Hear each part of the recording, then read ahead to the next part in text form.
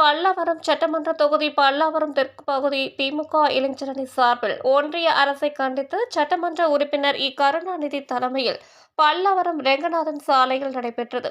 பொதுக்கூட்டத்திற்கு அமைச்சர்கள் கோவை செழியன், தாமு அன்பரசன், மேயர் வசந்தகுமாரி, துணை மேயர் காமராஜ், மண்டல குழு தலைவர்கள் ஜோசப், அண்ணாதுரை, கருணாநிதி, பொதுக்குழு உறுப்பினர் ரஞ்சன் கலந்து கொண்டு வக்பு வாரிய சட்டத்தை திரும்ப பெற வேண்டும் எனவும், மாநிலங்களில் இருமொழி கொள்கை மட்டுமே நாட்டை முன்னேற்றம் அடைய செய்யும் என ஒன்றிய அரசை கண்டித்து சிறப்புரையாற்றி, தமிழகத்தின் உரிமைகளை எதற்கும் யாருக்காகவும் விட்டுக் கொடுக்க மாட்டோம் என உறுதிமொழி ஏற்றனர்.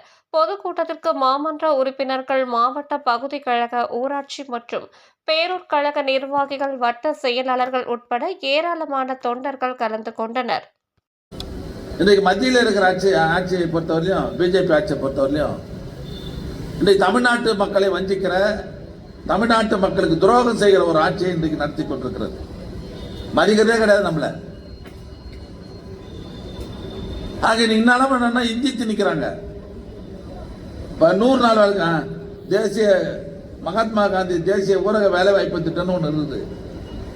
அது பேசியிருக்க மாட்டாங்கன்னு நினைக்கிறேன். அதனால தான் நான் பேசுறேன்.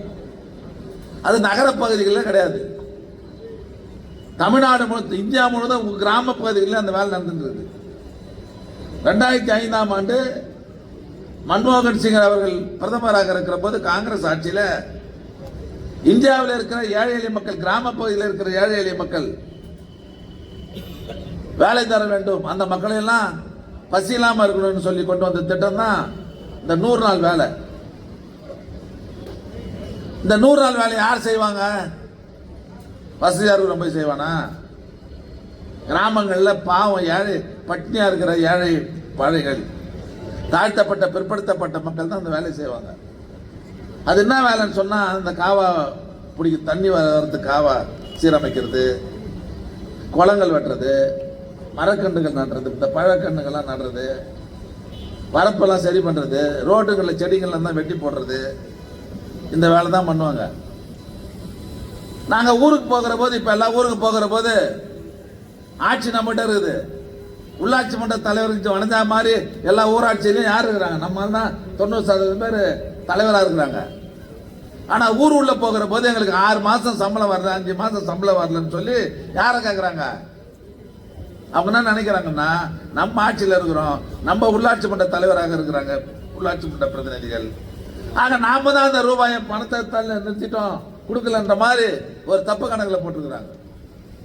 இதை நம்முடைய முதலமைச்சர் அவர்கள் இதை நாட்டு மக்கள் தெரிந்து கொள்ள வேண்டும் என்பதற்காக இளைஞரணி சார்பில் இது போன்ற கூட்டங்களை நடத்தி கீழ்மட்டத்தில் இருக்கிற இந்த மக்களுக்கெல்லாம் அந்த விலக்கிட வேண்டும், இந்த செய்தியை அந்த மக்களுக்கு சொல்ல வேண்டும் என்பதற்காக இது போன்ற கூட்டங்களை எல்லாம் நாடு முழுவதும் இளைஞரணி சார்பில் இன்றைக்கு நடத்தி கொண்டிருக்கிறார்.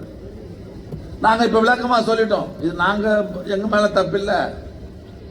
இன்னைக்கு மத்தியில் இருக்கிற பிஜேபி ஆட்சி தான் 4034 கோடி ரூபாய் பிடிச்சு வச்சிருக்கிறாங்க. எவ்வளவு? தமிழ்நாட்டுக்கு மட்டும் 4034 கோடி ரூபாய் பிடிச்சு வச்சுக்கின்னு திமுக ஆட்சிக்கு கட்டப்பேர் வரட்டும் சொல்லி தராம அந்த ஏழைகளை வயிற்றில் அடித்துக் கொண்டிருக்கிற ஆட்சி யாரு? யாரு? மத்தியில் இருக்கிற மோடி ஆட்சி. ஞாபகம் வச்சுங்க. நீ ஏழைங்களுக்கு வயிற்றில் அடிக்கிறிய, பட்டினியில் விடுறியா, உன் பணம் கூட தரலையே, ஏழைங்க வயிறு என்ன ஆவாங்க? என்னப்பா ஆவாங்க? அவ்வளவுதான். நியாயமா சொல்லுங்க பார்க்கலாம்.